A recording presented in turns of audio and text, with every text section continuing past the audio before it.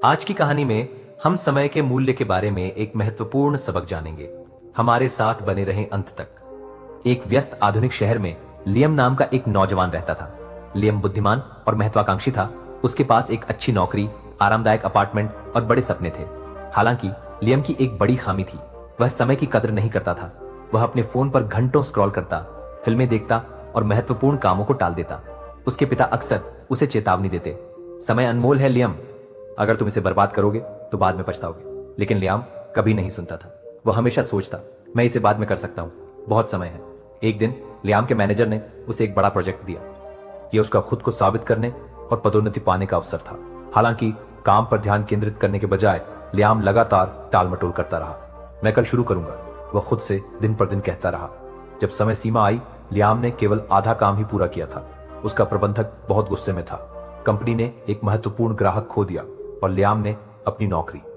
शुरुआत में लियाम ने सोचा कि नौकरी खोना सबसे बुरी बात है जो हो सकती है, लेकिन जल्द ही हालात और भी खराब हो गए। बिना आय के वह किराया नहीं चुका सका और उसके मकान मालिक ने उसे उजादा दिया। उसके दोस्तों ने दूरी बना ली और उसका परिवार बहुत निराश था। उसके पिता ने कहा, तुमने बहुत समय बर्बाद किया लियाम, देखो इसने तुम्हें कहां लाकर खड़ा कर दिया है। लियाम को शर्मिंदगी और निराशा महसूस हुई। कोई और विकल्प न होने के कारण उसने शहर छोड़ दिया और अपने गांव लौट आया, सोचते हुए शायद ग्रामीण इलाके की शांति से मेरा मन साफ हो सके। गांव में लियाम ने अपने दिन भटकते हुए और शर्मिंदगी के कारण लोगों से बचते हुए बिताए। एक शाम जब सूर्यास्त हो रहा था, वह एक बड़े बरगद के पेड़ के नीचे बैठ गया, अपने सिर को हाथों में पकड़े हुए। अचानक एक शांत आवाज ने उसकी सोच को बाधित किया। तुम इतने उदास क्यों दिख रहे हो जवान आदमी? लियाम ने ऊपर देखा तो देखा कि एक भिक्षु उसके सामने खड़ा है। भिक्षु का चेहरा दयालु और शांतिपूर्ण था।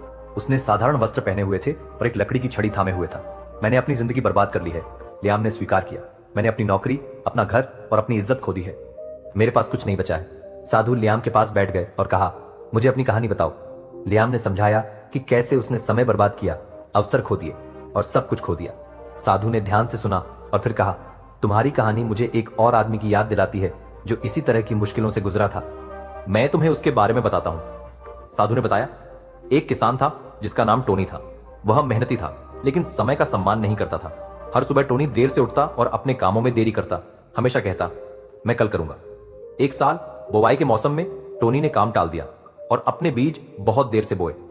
जब बारिश आई तो उसके बीज सही से नहीं उगे। कटाई के समय उसके खेत सूने थे। उसके पास बेचने के लिए कोई फसल नहीं थी। अपने परिवार के लिए कोई खाना नहीं था और कोई पैसा नहीं था। एक रात जब टोनी तारों के नीचे बैठा था, उसे अपनी गलती का एहसास हुआ। उसने खुद से कहा, मैंने अपनी फसल इसलिए नहीं खोई क्योंकि मेरी किस्मत खराब थी, बल्कि इसलिए क्योंकि मैंने समय बर्बाद किया। उस दिन से टोनी बदल गया। वह जल्दी उठने लगा, मेहनत करने लगा और कभी भी अपने कामों में देरी नहीं की। अगले साल उसके खेत फसलों से भरे हुए थे और वह गांव का सबसे सफल किसान बन गया।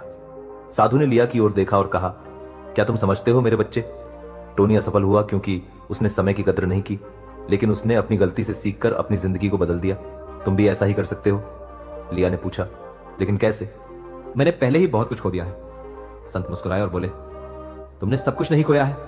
तुम्हारे पास अभी भी समय है। समय एक बीज की तरह है। अगर तुम इसे समझदारी से बोओगे तो यह सफलता की ओर बढ़ेगा, लेकिन अगर तुम इसे बर्बाद करोगे तो तुम्हारा जीवन खाली रहेगा, जैसे टोनी के बंजर खेत। साधु ने लियाम को एक छोटा रिश्ता हुआ समय घड़ी दी। इस समय घड़ी का इस्तेमाल करो, उन्होंने कहा। जब भी तुम्हें समय बर्बाद करने का मन करे, रेत को गिरते हुए देखो और याद रखो, एक बार जब रेत गिर जाती है तो तुम उसे वापस नहीं पा सकते। समय के लिए भी वही सच है।